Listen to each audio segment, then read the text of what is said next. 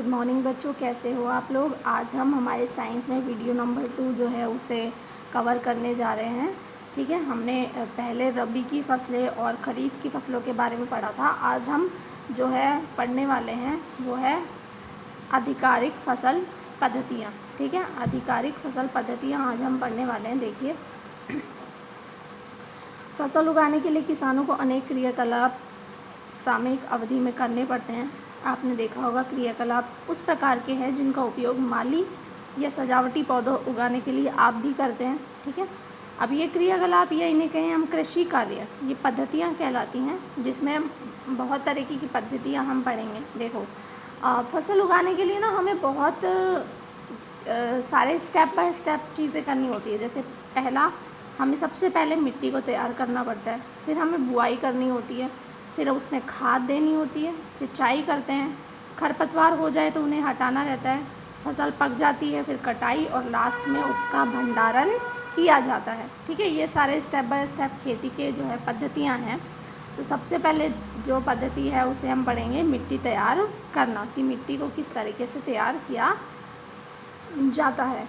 फसल उगाने से पहले मिट्टी तैयार करना कृषि पद्धतियों का प्रथम चरण है। सबसे पहला चरण है मिट्टी जो है तैयार करना, मिट्टी को पलटना तथा इसे पोला बनाना। ठीक है, मिट्टी को पलटना और पोला बनाना कृषि का अत्यंत महत्वपूर्ण कार्य है। देखिए, जब आप मिट्टी को बार बार पलटेंगे तो उसके अंदर ना हवा भरेगी और हवा भरने से मिट्टी पोली बन जाएगी, और ये बहुत ही इम्पोर्टेंट रहता है खेती करने के लिए। इससे जड़ें भूमि में गहराई तक जा सकती हैं। खोखली मिट्टी में गहराई में धंसी जड़ें भी सरलता से श्वसन कर लेती हैं, और खोखली मिट्टी रहेगी तो जड़ें जो हैं वो बहुत गहराई में जा सकती हैं, क्योंकि उनकी जो मिट्टी की पकड़ है वो ढीली रहेगी तब, और जो है जड़ें वो आराम से श्वसन कर सकती हैं। पोली मिट्टी जो है सरलता से श्वसन कराने में सहायक है। अब कैसे सहायक है उसे पढ़ लेते हैं। देखिए, पोली मिट्टी में रहने वाले केंचुओं, सूक्ष्म जीवों की वृद्धि करने में मदद करती है। ठीक है, जो पोली मिट्टी रहेगी ना, मिट्टी में जिसमें हवा रहेगी बहुत, तो वो ऐसे छोटे छोटे सूक्ष्म जीवों को वृद्धि करती है। और ये जो जीव है ना, इनको किसानों का मित्र कहा जाता है, क्योंकि इनके मिट्टी में रहने से मिट्टी जो है उपजाऊ हो जाती है। ठीक है, मिट्टी को पलटकर पोला करते हैं तो ह्यूमसेस बनते हैं। ह्यूमस क्या होते हैं बेटा? ह्यूमस होते हैं जैसे सड़े गले पत्ते, जीवाश्म वगैरह मिट्टी में अगर मिल जाते हैं तो वो ह्यूमस बनाते हैं, और वो बहुत ही उपजाऊ रहते हैं मिट्टी के लिए। अब आप देखिए, यहाँ से मिट्टी में खनिज, जल, वायु और सजीव होते हैं। खनिज आपने होता है, जल होता है, वायु होता है, और कुछ सजीव यानी जीवाश्म भी होते हैं। इसके अलावा मृत पौधे भी होते हैं। जीव जंतु भी मिट्टी में पाए जाने वाले जीवों द्वारा अपघटित होते हैं, है ना। इस प्रक्रिया में मृत जीवों में पाए जाने वाले पोषक मिट्टी में नियुक्त होते हैं। यह पोषक तत्व पौधों द्वारा अवशोषित किए जाते हैं। देखिए, मिट्टी में जो जीव जंतु मर जाते हैं या पेड़ पौधे जो मर जाते हैं, उनका जो पोषक तत्व जो उनमें होते हैं वो सारे मिट्टी में मिल जाते हैं, और मिट्टी में मिलने के बाद क्या होता है, जड़ें जो होती हैं वो उन्हें सोख लेती हैं, पौधों को वही जो है अच्छे तत्व, पोषक तत्व मिल जाते हैं। क्योंकि ऊपरी परत के कुछ सेंटीमीटर की मिट्टी ही पौधों की वृद्धि में सहायक है। और ये मैं आपको बता चुकी हूँ पहले भी कि जो ऊपर की मिट्टी होती है ना, ऊपरी सतह होती है, सिर्फ वही अच्छी होती है पेड़ पौधों के लिए। ठीक है, इसे उलटने पलटने तथा पोला करने से पोषक पदार्थ ऊपर आ जाते हैं। अब आप इसे बार बार उल्टेंगे पलटेंगे मिट्टी को तो पोषक पदार्थ ऊपर आ जाएंगे और पौधे इनका उपयोग कर लेंगे।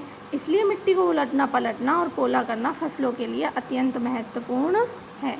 तो ये जो पैराग्राफ है ये बहुत ही इम्पॉर्टेंट है उस क्वेश्चन के लिए जिसमें आपसे पूछा जाए कि मिट्टी को उलटना पलटना क्यों आवश्यक है। ठीक है, अब आप देखिए आगे, इसमें मिट्टी को उलटने पलटने और पोला करने की प्रक्रिया को जुताई कहते हैं। ठीक है, इसे हम क्या कहेंगे? जुताई कहते हैं।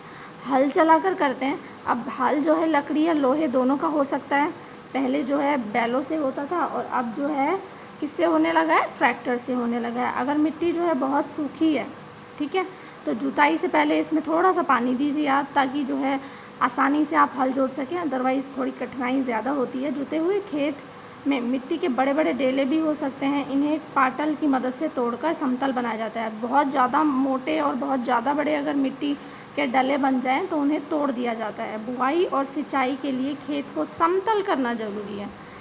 ठीक है, बुआई और सिंचाई अब तब करेंगे जिससे पहले आप क्या करेंगे, उसे समतल बनाने की कोशिश करेंगे। ठीक है, यह कार्य पाटल द्वारा किया जाता है। पाटल जो होता है एक तरह का औजार होता है जिससे कि लेवल किया जाता है, समतल बनाया जाता है।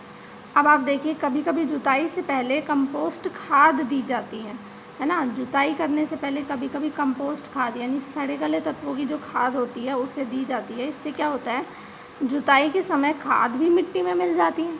देखिए, हवा भरती है मिट्टी में, पोली होती है मिट्टी, उसके साथ साथ उसमें खाद भी मिल जाती है। और बुआई से पहले खेतों में सिंचाई भी की जाती है, कई बार सिंचाई भी की जाती है ताकि मिट्टी में पानी भी मिल सके। ठीक है, यहाँ आज हम इस क्लास को ख़त्म करते हैं। अगली क्लास में हम कृषि और उसके औजारों के बारे में पढ़ेंगे, अलग अलग तरीके के औजारों के बारे में पढ़ेंगे। तब तक आप इसके नोट्स बनाएंगे सारे और इसे पढ़ेंगे, याद करेंगे। ठीक है, थैंक यू बेटा।